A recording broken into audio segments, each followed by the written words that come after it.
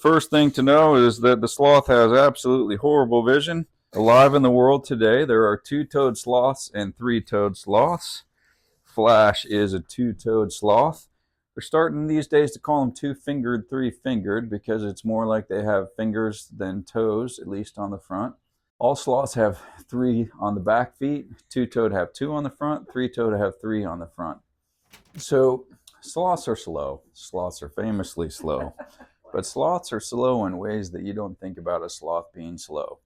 And ironically, the first way you think of a sloth being slow, they are not as slow as I thought. If you're reading online resources, it'll tell you a sloth can only move like 12 feet per minute, even in the trees. That is not true. His room is not here in this space. His room is in there. That's his room. It goes up 20 some feet. He's got hammocks and branches and trees and all whatnot in there. And when we open his door in the morning and say, "Hey, Flash," he comes scurrying right down. And it takes him about 30 seconds to get from the top of those trees into this room. So that would mean that we see this sloth on a daily basis move about 40 feet per minute. The sloth is slow not only in his movement, he's also slow in his digestion, his metabolism, his metabolic processes. He is slow in every way that an animal can be slow. The sloth digests his food very slowly, but he eats a tremendous amount of it. So a sloth is eating roughly 10% of their body weight every single day. So what he's eating here is a measured amount of food. He eats 7 ounces of fruit and veggies in the morning, sometimes an egg. And then throughout the day, his main food source is his leaves. He eats leaf free choice all day long. He goes to the bathroom only 3 or 4 times per month.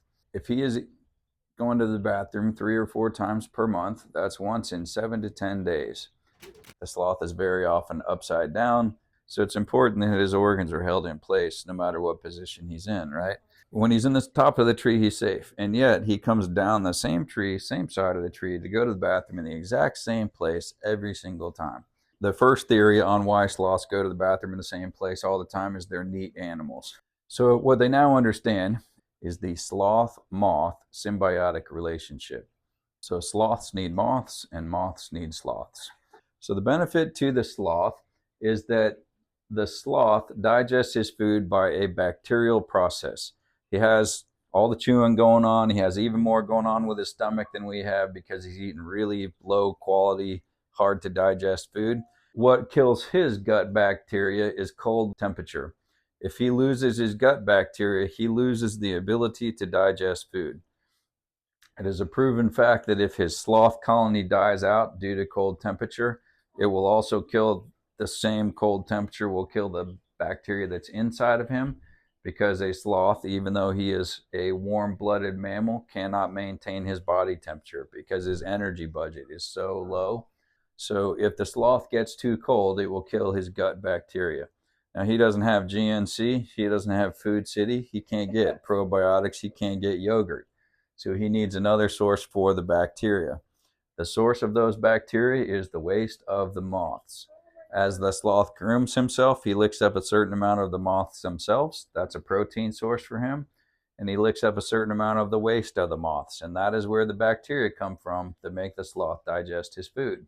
In captivity, these guys are never going to get cold. They did do a study a while back. They used to say there were 600 moths living on a sloth all the time, but they did a thing where they bagged up some sloths up to the neck with plastic bags and put some gas inside of it to kill all of the moths at once.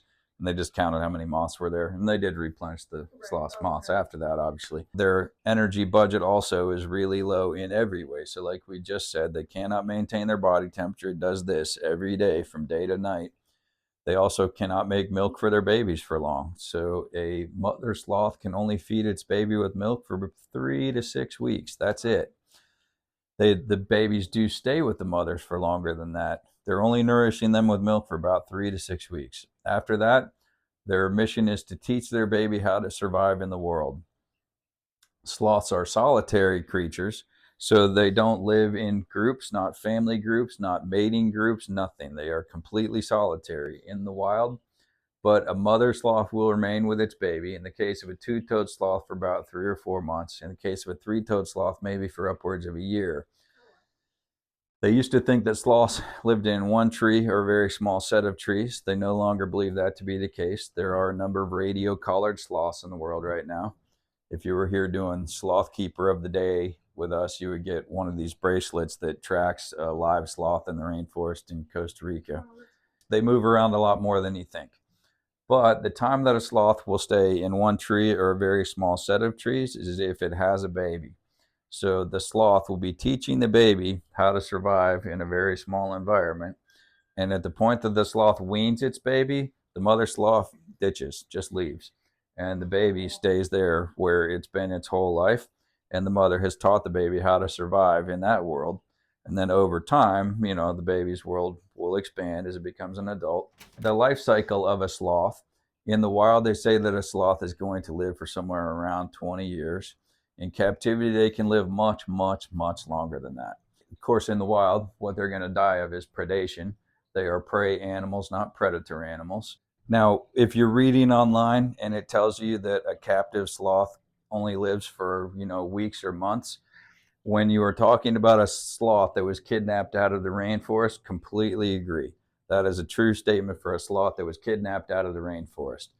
When they say that it is harmful to pet sloths, when you're talking about an animal taken from the rainforest, that is completely true. They have a whole biosphere living in their fur. Here they don't. These are many generations captive bred animals. When they say that it is stressful to a sloth to be petted and with an animal that was taken from the wild, absolutely. That's a true statement of fact. Ours, you're going to see that they're actively seeking human attention.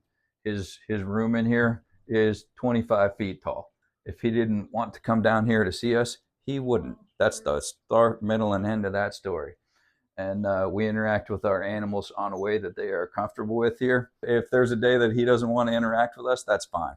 Also, our sloths only have 2 interactions a day. That's it.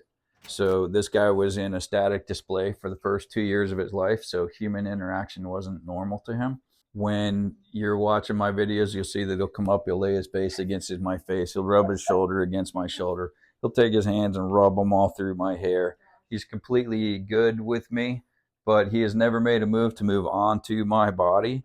So that means he's not comfortable with it, and that's okay. I mean, I would love for the sloth to want to hang around my neck the way the other ones do, but he just doesn't want to, and that's okay. We interact with our animals the way that they want to interact with us. You guys are going to get to see the way he goes up his trees now and into his environment. Our online audience sometimes need to see that this sloth does not live on a branch in the kitchen. This is just where he does his encounters. He comes out because he wants to come out. He interacts with people because he wants to. We talked about 12 feet per minute. You're going to see how quickly he can go up when it's nappy nap time. So now his belly is full and he's going to go up and he's going to probably curl up in his hammock. You guys are welcome to step in there and see the way that he goes. So he is most likely going to go to his hammock and curl up and take a nap for the next 3 or 4 hours. All right, we are going to move on to seeing baby Zoe now. And technically we don't call her the baby sloth anymore. She's a year old now. Now we call Dash the baby sloth. Good morning, baby. Do you want to come and see us? Huh? Good morning, sweetheart. Oh, who's a good girl? Who's a good? See her hips again, 180 from her shoulders. Her hips are pointing that way. Her shoulders are pointing this way. Who's a good girl? You want to come see me, baby? All right. Here we go. Oh, twist. There you go, sweetie. So this is Zoe. Zoe also is a Linnaeus two-toed sloth. She is the same breed as Flash is. She's also the same breed as Dash is. Zoe was raised completely differently than Flash was raised. So Zoe comes to us from a different breeder. And he doesn't like me to name his name. He only sells to a very select group of people. And he doesn't like everyone else to call him and beg. So he's not gonna sell to other people anyway. He has a genius plan for raising these ambassador animal sloths. So his mother animals are all clicker trained. So click, click, click. I'm going to take your baby, but it will be right back. So it doesn't stress the mamas, and therefore it doesn't stress the babies. So from day 14 of their life, they're being held directly by humans every single day. At day 14, they're being held for 30 seconds, then 45 seconds, then a minute, until by the time the mother has weaned her baby of her own volition, that baby is being held for 30, 45 minutes at a time every single day by people several times a day. You get a baby sloth that has the social and nutritional benefit of being a mother-raised animal, while at the same time getting all the social benefit of being people-oriented from birth. He's a baby. His adult self will be able to run 30 miles an hour and jump 3 feet straight in the air.